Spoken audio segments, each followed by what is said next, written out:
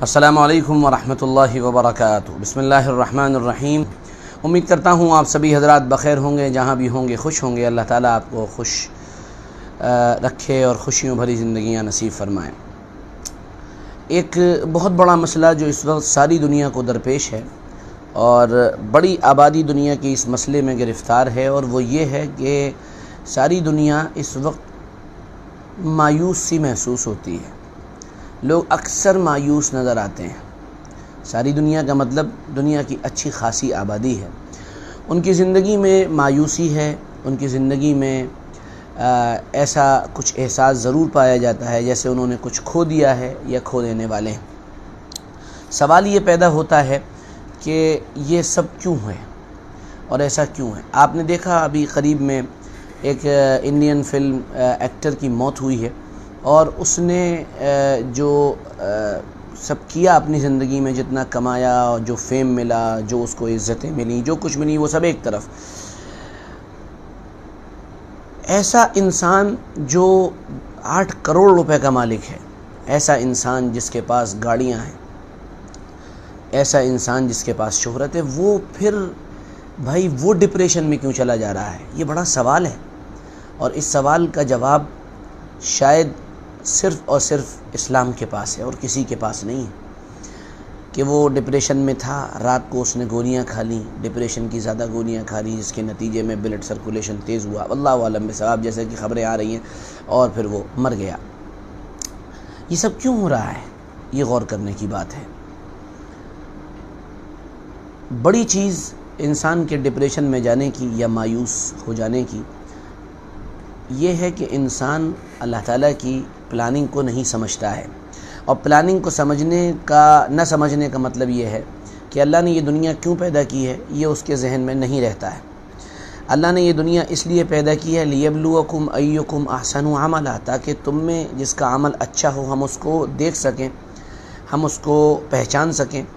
اور پہچانتا تو اللہ پہلے سے ہے، لیکن عمل کر کے ہم اس کو پہچانے، یعنی اس کے اوپر اس کی جو حجت ہے وہ پوری ہو جائے کہ تم کو موقع دیا گیا تھا، تم کو ٹائم دیا گیا تھا، تم نے کیا کیا، رزلٹ کارڈ تمہارے سامنے۔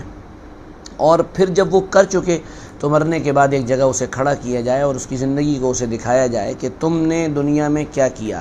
یہ تمہارا کچا چٹا تمہارے سامنے ہے، اور جس میں کوئی چیز چھپی ہوئی نہیں ہے، سب کے سب ریکارڈڈ ہے۔ تو جو آدمی اللہ کی اس پلاننگ کو نہیں سمجھتا ہے، وہ دراصل ہمیشہ مایوسی کا ہی شکار ہوتا ہے۔ وہ چیزوں میں الجھ جاتا ہے، وہ چیزوں سے پریشان ہو جاتا ہے، وہ مالداری کے مالوں کے ڈھیر پر بھی اگر بیٹھا ہو تو بھی وہ ڈپریشن میں چلا جاتا ہے۔ بہرحال دوسری چیز جو ہوتی ہے وہ یہ ہے کہ انسان کو دنیا میں درد بہت محسوس ہوتے ہیں۔ ہر طرف وہ ناانصافی، ہر طرف وہ پریشانیاں، ہر طرف وہ دکھ، تکلیف، ریپ، اور نہ جانے کیا کچھ نہیں دیکھتا ہے۔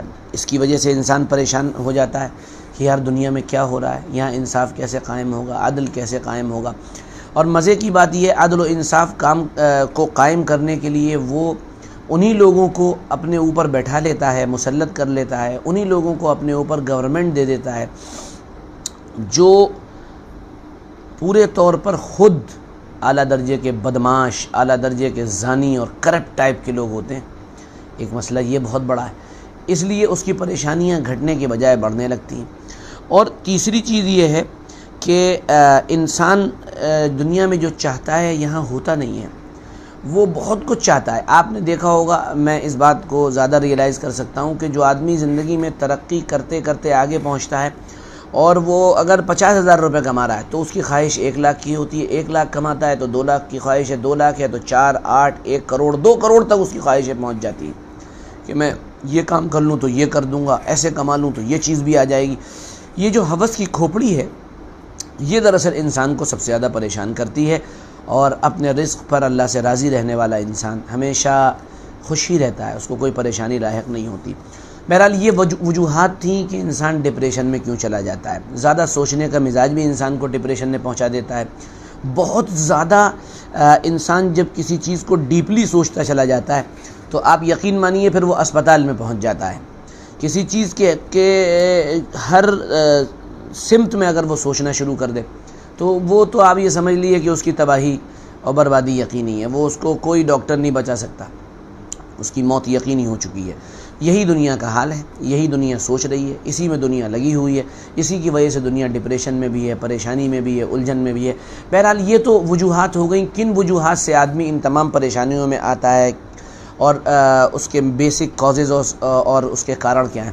ہم بات کرتے ہیں کہ اس کا علاج کیا ہے۔ علاج دو چیزیں ہیں بہت آسان، اور وہ دو چیزیں کیا ہیں؟ نمبر ایک، اللہ کی ذات عالی پر اعتماد، اور اعتماد اس مسئلے میں کہ اللہ کرنے والا ہے، اس کائنات کے نظام کو اللہ چلا رہا ہے، میری تقدیر اللہ نے لکھی ہے، جو میرے ساتھ ہوگا وہ بہتر ہوگا اور میرے بھلے کے لیے ہوگا، بھلے ہی وہ چیز مجھے بیکار لگ رہی ہو، غلط لگ رہی ہو، خراب لگ رہی ہو، اس میں مجھے 10 کمیاں نظر آ رہی ہوں، لیکن اللہ جو میرے ساتھ کرے گا وہ اچھا ہی کرے گا، کیونکہ وہ 70 ماؤں سے زیادہ محبت کرنے والا ہے۔ اور دوسری بات یہ کہ یہ دنیا یہاں ختم نہیں ہونی ہے، اس کے بعد ایک دوسری دنیا ہے جس کو ہم آخرت کہتے ہیں۔ اس آخرت میں یہاں پر ہمارے کیے ہوئے اعمال کا بدلہ ملنا ہے، طے شدہ ملنا ہے، وہ مل کر ہی رہے گا۔ جب ہم کو وہاں پر کیے ہوئے کا بدلہ ملنا ہے تو پھر مایوس ہونے کی کوئی بات نہیں ہے، یہاں تھوڑی پریشانی میں اگر رہے تو بھی کوئی بات نہیں ہے، ایسے رہے کہ ویسے رہے، وہاں دیکھنا ہے کہ کیسے رہے۔ یہاں تو اگر روکھی سوکھی کھا کر بھی کام چل جائے، یہاں تو اگر بریانی اور چکن سے بھی کام چل جائے، یہاں نلے اور پائے سے بھی کام چل جائے، ان تمام چیزوں سے کسی سے بھی کام چل جائے تو کوئی مسئلہ نہیں ہے۔ وہاں اللہ کی بارگاہ میں ہم کیسے رہے، یہ بڑا اہم ہے۔ آخری چیز جو اس سلسلے میں اس چیز کو دور کرنے کے لیے آپ کی ممد و معاون ہوگی، وہ یقین جانیے صرف اللہ کی یاد ہے، اللہ کا دھیان ہے اور اللہ کا ذکر ہے۔ اور اللہ کا ذکر اتنی زبردست چیز ہے کہ وہ انسان کو دکھ، درد اور تکلیفوں سے، پریشانیوں اور الجھنوں سے، مصائب اور آلام سے سب سے نکال کر لے آتا ہے۔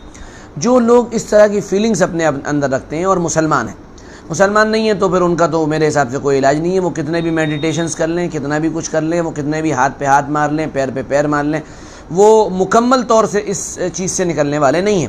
لیکن اگر مسلمان ہیں ان کے لیے بہت آسان علاج ہے، استغفار کی کثرت کریں اور لا حول ولا قوت الا باللہ کی کثرت کریں اور درود پاک کی کثرت کریں، اور پھر برکتیں دیکھیں کہ آپ کو کس قدر سکون ملے گا، آپ کو کس قدر اطمینان ملے گا۔ جس زندگی میں اللہ شامل نہیں ہے وہ زندگی کبھی چین و سکون سے گزر ہی نہیں سکتی ہے، ہو ہی نہیں سکتا ہے۔ جس معاشرے میں اللہ موجود نہیں ہے وہ معاشرہ چین و سکون سے رہ نہیں سکتا ہے۔ جس سماج کے اندر اللہ کی ذات پر اعتماد نہیں ہے وہ سماج اور وہ معاشرہ، وہ سوسائٹی بربادی اور تباہی کے دہانے پر کھڑی ہے، برباد ہو کر رہیں گے۔ دنیا دیکھ رہی ہے، دنیا نے خوب دیکھا ہے، بڑے بڑے تجربات کر کے 200 سال سے دیکھ چکے ہیں، ہر چیز کو اسلام کے مقابلے پر لا کر دیکھ چکے ہیں، لیکن کوئی چیز کامیاب نہیں ہوئی ہے۔ الا بذکر اللہ تطمئن القلوب، اللہ نے چین و سکھ اپنی یاد میں رکھا ہے۔ ومن اعرض عن ذکری فإن له معیشۃ ضنکا، جو ہمارے ذکر سے اعراض کرے گا اس کے لیے تو زندگی بڑی تنگ ہونے والی ہے بھائی۔ تو اس لیے سب چھوڑیں، اللہ پر اعتماد کریں، اللہ کی طرف لوٹیں اور اللہ کو یاد کرنا شروع کریں۔ آپ دیکھیں گے سکون اور اطمینان آپ کی طرف آنے لگے گا، کھنچنے لگے گا، اور آپ چین و سکون کی زندگی جی سکیں گے۔ اللہ ہم سب کو چین کی، سکون کی، عافیت کی زندگی نصیب فرمائے۔ آپ بتائیے آپ میں سے کون آدمی ایسا ہے جس کو میری رائے سے اتفاق نہیں ہے؟ اتفاق ہے تو بے شک لکھیں، اتفاق نہیں ہے تو پھر اپنی جو بھی بات ہے وہ آپ ضرور شیئر کریں، ہم اس کا جواب دینے کی کوشش کریں گے۔ اور جتنے لوگ دیکھ رہے ہیں درخواست کروں گا وہ تمام پیغام کو شیئر کریں، دوسروں تک پہنچائیں، تاکہ کسی کی زندگی کے اندر مایوسی ہو، پریشانی ہو، تکلیف ہو، دکھ ہو، درد اور آلام، تو اللہ تعالیٰ ان کو دور فرمائے، اور ان دعاؤں کی، ان اذکار کی برکت سے اللہ تعالیٰ ہم سب کو اپنا فضل نصیب فرمائے۔ بہت بہت شکریہ، آپ کی محبت کا دل سے شکر گزار۔ جتنے لوگ دیکھ رہے ہیں سبھی پیغام کو شیئر کرنا نہ بھولیں، ساتھ میں کمنٹ کرنا نہ بھولیں، لائک کرنا نہ بھولیں۔ سوشل میڈیا کے تمام پلیٹ فارم پر اللہ کا شکر ہے ہم موجود ہیں، ٹویٹر پر فالو کریں، ہر جگہ انسٹاگرام وغیرہ پر بھی۔ اللہ تعالیٰ آپ کو جزائے خیر عطا فرمائے۔ پھر ملیں گے، اجازت دی، السلام علیکم ورحمۃ اللہ وبرکاتہ۔